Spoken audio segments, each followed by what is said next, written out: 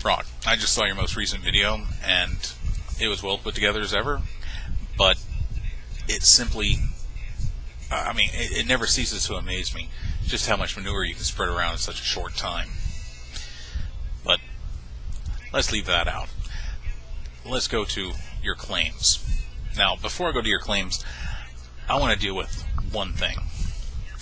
And this has to do with your claim about how we perceive you Christians. Now, I just want to say right up front, it's not how we perceive all Christians, Brock, but only the batshit wacko nut jobs like yourself. Okay? We don't see all Christians as being bigoted or closed-minded or intolerant or prejudiced. Only those like you, Brock. So get that straight. And that brings me to my point. Brock, people like me, we don't assume generalizations about an entire group. However, people like you, Brock, do. And your videos are full of it. Basically, you're making assumed generalizations about the entire atheist community that does not apply to the entire atheist community. I'm sure it applies to some of them, some people, somewhere, but it doesn't apply to all of us. And because of that, your arguments fail and collapse right from the get-go. Ever heard of the fallacy of the straw man? Brought up a lot in these kind of discussions, and it's because you guys commit it all the time. Book by D'Souza I read, that I got from you, the idea to read it from you. Horrible book, full of straw men, as well as all sorts of other heinous claims. I mean, he actually said that why are these liberal Christian ministers bringing the public opinion, like democracy and equality for women into the church, as though it was a bad thing? That didn't make any sense to me. But then again, batshit wacky nut jobs don't generally make too much sense to me. So we'll continue on. So again, we don't feel that all Christians are bigoted or closed-minded or intolerant or prejudiced.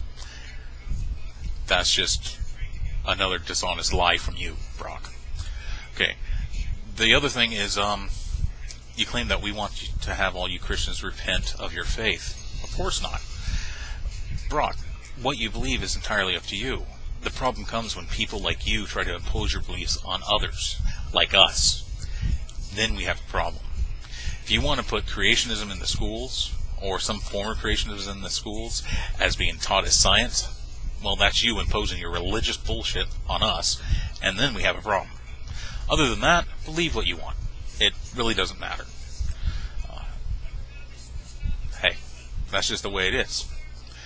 Now, you claim that we use the tools of slander, mocking, and hate. Well, mockery, yes, we do mock you guys. But it's just because it's so simple and easy. You guys pretty much do all the work for us. All we have to do is, well, like it's just basically show you guys out. Simple as that. As for slandering, Brock, you're the one that slanders people. I mean, you slandered me directly on my own video in the comment section, claiming, well, let's not go into that, but I'll put a link to the side for people that want to watch it. But to be honest, they're rather boring, and because it's a personal thing between me and Brock. And hating, well, occasionally we might hate people like Venom Thing X, but that's because he committed fraud using sick kids' hospital as a way to sucker people like you into giving him money. And yes, I did see that video where you said you would send him $1 or whatever you're going to send him. So you got suckered quite well there. So there's that one, Brock. As for you guys being a people of fortitude with the courage of your convictions, well, yeah, you have the courage of your convictions, but that doesn't mean anything about the validity of those convictions. So we can pretty much throw that out as being moot. You stand on unwavering truth. No, you stand unwavering, but what you actually stand on is a pillar of sand that's slowly seeping away. You don't have any truth there, Brock, because truth is something that can be demonstrated. Like 2 + 2 = 4 can be a truth, or that the sky is blue can be a truth, as long as you don't define truth too strictly. But to claim that you guys have a monopoly on morality, that's not a truth. Sorry, Brock, but even the Christian morals, those things that you really care about, come from civilizations 1,000 years older than you guys. You know, things like Buddhism had many of the Christian moral laws hundreds of years, centuries before you guys came up with them. Oh, but you didn't come up with them. They were there first before you. So you have no monopoly on that. Not to mention most populations around the planet have a set of moral laws that are very similar. And I'll get to the morality in a second.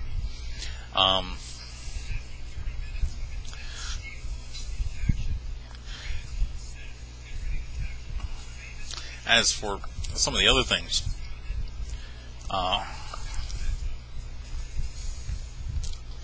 yeah, I can't read my own writing. You said something about exposing atheism, atheistic nonsense. Well, Brock, you haven't exposed anything except your own unlearnedness. Brock, you don't even, digest the information of the writers that you plagiarize. You simply take their stuff and cut and splice it and try to just simply regurgitate it like a bulimic. Why don't you actually sit down, read these things, and think about them, instead of just, bobbing your head and saying, yep, that was just the way I was thinking. Actually consider them, Brock.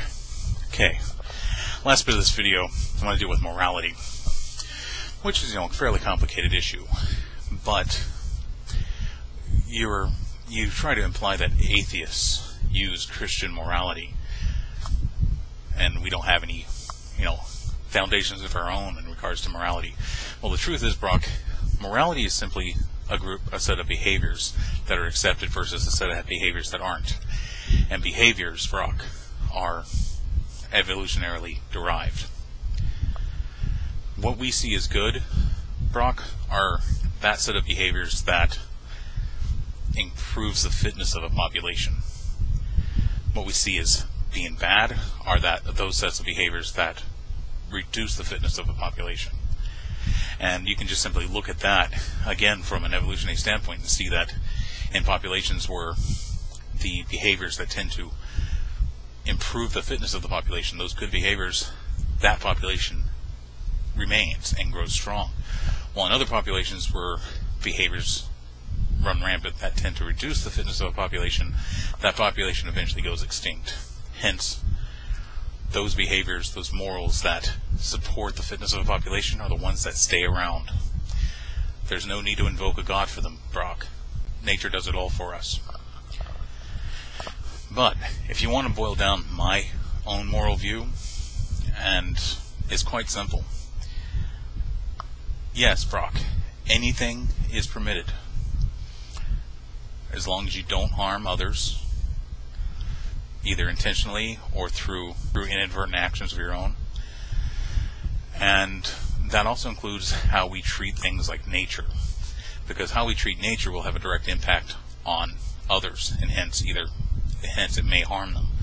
Therefore, we must be careful about everything. That's my only moral dictum, Brock. It's not an absolute moral, but it is an objective one. And there is a difference between absolute morals and objective morals. Make sure you know them before you talk about morality.